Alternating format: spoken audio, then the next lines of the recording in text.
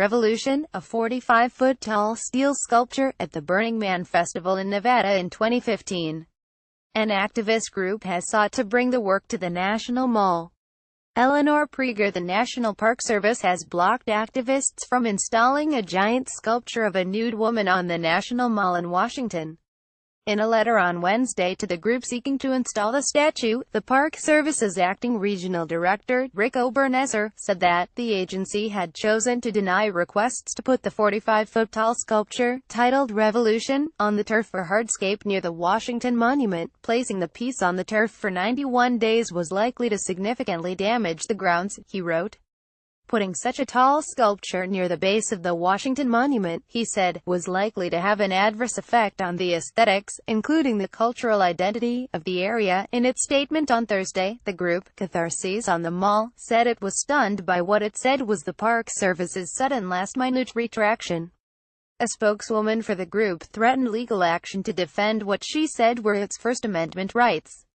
"We received no indication of anything disqualifying in our permit application until the media began reporting on the story," said Robert Roman Hayford, a lawyer who sought the permit on behalf of the group.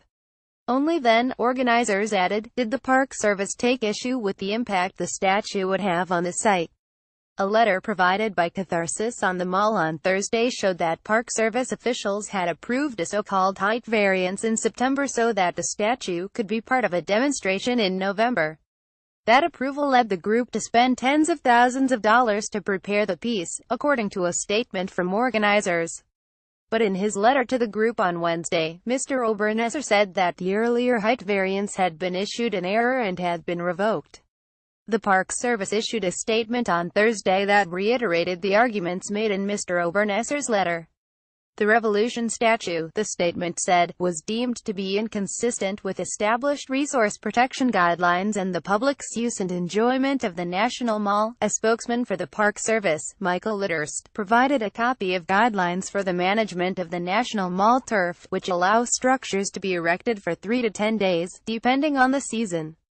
Organizers had asked to place the sculpture there for much longer, he said. In general, the guidelines have been strictly enforced as a result of the recent $45 million restoration of the National Mall turf, Mr. Litterst said in an email.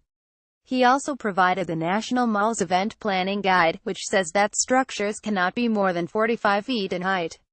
Documents show that although Revolution is only 45 feet tall, it also stands on a base that is about 2 feet tall, taking it over the height limit.